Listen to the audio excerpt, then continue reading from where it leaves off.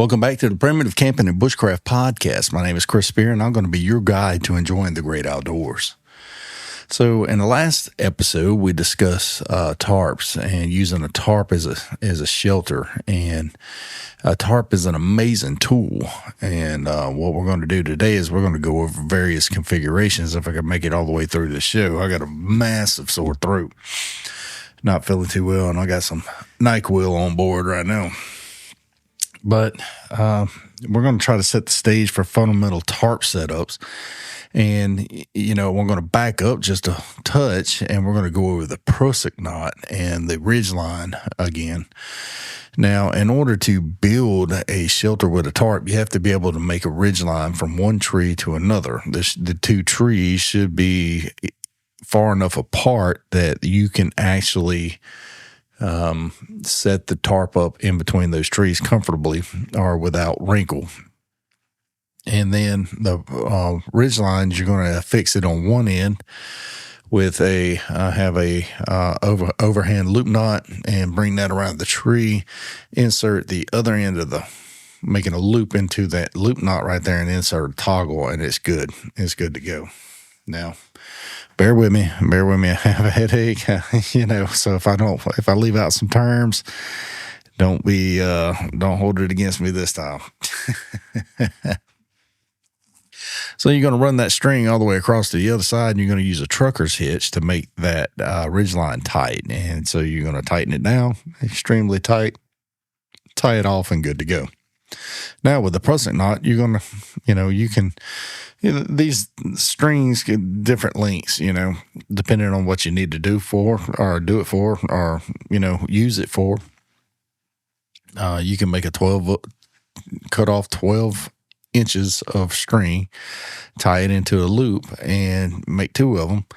And then you have yourself, start making yourself a Prusik knot. And then you're going to put that string on the back side, and then you're going to loop it through over 3 times. And then the last time you're going to let go, and you're going to let that loop come around, and it's going to seal it off. You're going to have 3. It's going to look like a little fist sitting up there on the string, and that's what it's going to look like, with a little string dangling down right here in the middle. And that is going to allow your string to have a non-slip aspect to it. It's going to be tightened down with tension, and so it's not going to slip side to side or anything like that. But you can move it where you need it. But once you put pressure on it, it's not going to move. So those two are extremely important. Now you're going to get you a couple of toggles. Toggles is just a stick about 2 inches long, and so you get you a couple of little sticks that you could stick up through there. So getting along to our first shelter. Now the lean-to is going to be the simplest of tarp shelters. The lean-to is the one that I use when I go camping the most. It is the one that I use most often because it's simple to put up, it's real quick, it's easy, and it's effective. Most of us are not going to be going out into the woods camping just because it's raining and need elaborate shelters. Some do just for the awe factor on YouTube, and so they can get the views, but some do not. Most people want to go out and enjoy themselves and not be miserable the whole time, and I am one of those guys. Whenever I head out camping, tarp shelters are the way that I'm going to set up a shelter while I'm in the woods. I'm not bringing a tent with me. I might bring a hammock. 99% of the time, I'm going to bring a hammock. But anyway, I'm going to set a tarp shelter up, and the lean-to is the way I'm going to do it. So first, we already established our ridge line. So that ridge line is going to be here throughout the rest of this conversation. So we have that ridge line set up. So you're going to take the ends of your tarp, the front corners, the front left and right corners of your tarp, and you're going to fix one with a Prusik knot onto that ridge line. And you're going to take that Prusik knot, and that Prusik loop, and you're going to feed it through the attachment point on your tarp. Insert a toggle. Now it's not going to go nowhere. Give it a little bit of tension, go to the other side, do the same thing, and then tighten it down, make it tight. And you have just made the front side of your shelter, your lean-to shelter. Now, the ridge line you're going to want it about chest height. That way it's not too high that wind's going to blow in on your stuff or rain's going to blow in on your stuff, stuff like that.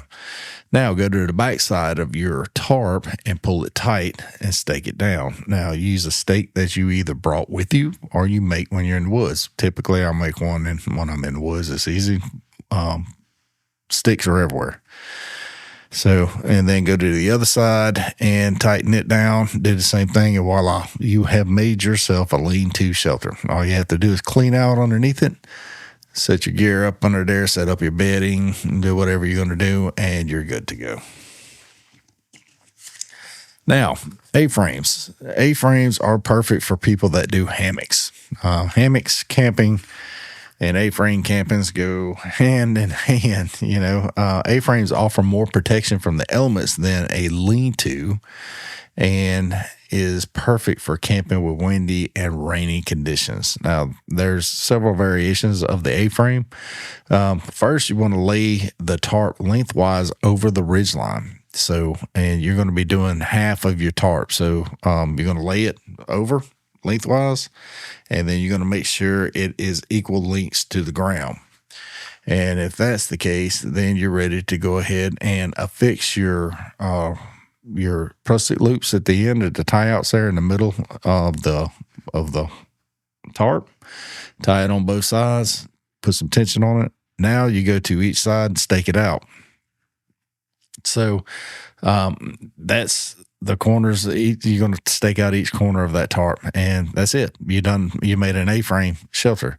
Now, if you do it higher than that with guy lines coming out and tied off, that's called a flying A-frame, or it's still an A-frame, but it's higher up, and it's where, especially if you're using a tarp, that's what typically you're going to do. So that's it. That is it for the A-frame. I mean, these tarp shelters are easy to do. If you've never done a tarp shelter before, it's no big deal because anybody can do it. And anybody, no matter your skill set, can do it. And then even advanced people use tarp setups in a basic way. That's the beautiful thing about survival bushcraft camping, primitive camping, all these aspects is they all fit hand in hand. There's not a wrong way to do it. And a lot of people will, that's not how you do it. It doesn't matter as long as the end result gets you what your desired outcome is. So, and now we're going to take the diamond fly. This is our third shelter. Now, with the A-frame on there, you disconnect everything. And you just take that tarp, you turn it lengthways. And so you're going to go corner to corner on this where it looks like a diamond fashion coming down in the front and back. Now, this is going to allow for you to have a little bit more coverage if you're camping with a hammock than a traditional A-frame. It'll allow you to have some coverage over the ends of your hammocks, and that way it doesn't get as wet. Now, so for this, you're going to lay the tarp corner to corner of the ridgeline. You're going to create a diamond shape, just like I said just a second ago. Do the same thing with the Prusik loops. You're going to attach the Prusiks on each end, tighten them off. Then you're going to take the corners, and there should be only one corner pointing towards the ground, pull it out, stake it off. Pull the other one out, stake it off. You're golden. You're good to go. So now, that is the diamond fly. So we've been through 3 configurations already. That's easy stuff. And, I give step-by-step details inside the book here. So if you're confused, you don't know what's really happened, I even show you how to set the Prusik knots on here. So step-by-step details in here. And it's really good to go. Now, the A-frame, the diamond fly, now the Adirondack shelter. So the Adirondack shelter is traditionally a 3-sided log structure, but you can make one out of a tarp. It offers 3 sides of protection from the elements, making it perfect for cooler environments. Now, this one's going to be a little bit more difficult for me to really demonstrate over audio and try to visually make it to where you can see it, but we're going to try our best anyway. So what you're going to do is you're going to lay one corner of the tarp of the ridgeline and secure with the toggles. And by that, you're going to take one corner where it comes up into a pyramid corner, and you're going to flip it down flip it over there to the first set of attachment points on there. It's going to give you about 2-3 feet right there. Now, once you do that, you attach the diamond fly to it. And then you're going to have this little fly piece just flapping. I just flip it back over we'll use that later for something else. Now you come out and you stake down the back corners to form the walls. You stake down the very back corners, and then you bring the front corners up and you stake those down, and it's going to do an octagon looking shape. It's going to have flat in the back and then kind of an angle out, and then you're going to have this little flap that you flipped over that now you can flip over and tie it off and have more coverage and more rain protection in the front. So, now you can use one of the guy lines in the back, one of the attachment points in the back to pull it up. It adds a little bit more dimension, a little bit more depth into that, and allows you to a little bit more room. Now you're going to have the same amount of corner over the top. You're going to have that on the bottom, and so you could flip it in and have sort of a ground sheet that you could put your gear on. And so I'll read this. I'm going to read this step by step out of the book. That way there's no confusion. The Adirondack shelter is traditionally a 3-sided log structure, but you can make one using a tarp. It offers 3 sides of protection from the elements, making it perfect for colder environments. Now, step 1, lay one corner of the tarp over the ridgeline. Step 2, attach a toggle to your tarp by inserting the Prusik loop through the top tie-out point. As you pull on the toggle, the top will get tighter. Attach a toggle to the other side, and there is equal pressure. So you want to make sure there's equal pressure on both sides right there. Step 3, go around the back of the tarp and stake down the tie-out points that are directly opposite the toggles. Then tuck a far corner of the tarp underneath. This will give you a small ground sheet. That's what I was just demonstrating just a minute ago. Step 4, stake down the 2 front corner tie-out points, which will create side walls. Flip the leftover top piece back over the ridge line. So this is going to give your depth inside there. It's going to give you your sides, your left wall, your right wall, and your back wall. Step 5, attach the guy line to the middle of the back wall created by the tarp and tie this to another nearby tree. Doing so will create more room inside your shelter.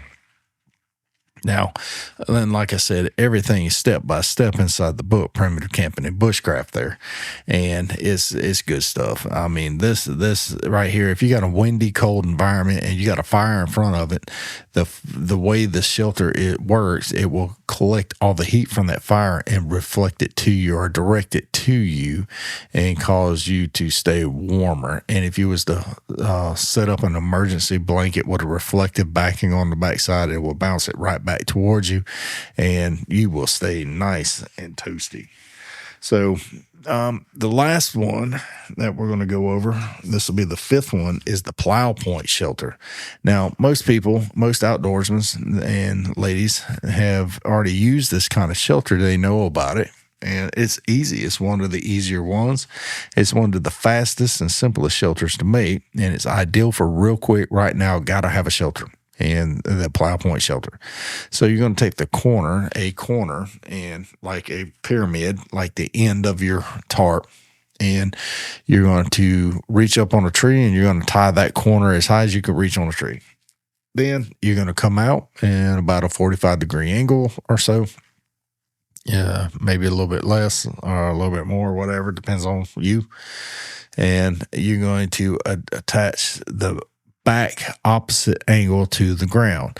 Then you're going to come to the front. It's going to look like a 45-degree angle from the tree to the ground and then along the ground. So along the ground, then you staple the front. You pull those out till it's nice and tight. You stake those down on both sides. So that is how you make the Plow Point shelter. You're starting to see that everything with the shelter is pretty easy. It does not have to be elaborate log cabins and stuff once you get into the woods. So that was that. Now, so we covered the tarp shelters configurations, and this is going to conclude our discussion on tarp shelters. And so next episode, we're going to start moving into the water section, the water chapter. And we're going to dive into the critical topics of water, covering water collection, filtration, purification techniques, and camping and survival needs, that, all the stuff that you need for survival. So, but there's another aspect of shelter that I didn't cover here that I did a real quick YouTube video on that you might want to go check out. Is like making shelter out of natural material. Essentially, you're making an A-frame shelter, and you're going to use sticks, and you go check that video out. Give me a comment. Let me know what you think. I know this was kind of short. This was on the 16 minutes, 15 minutes, something like that right now. But like I said, I have a massive sore throat. I have a pounding headache, and I have a ton of NyQuil on board. But I really do appreciate everybody's help, and I thank you so much. And I'll see you in the next one when we start going over water. God bless you. I'll see you next time.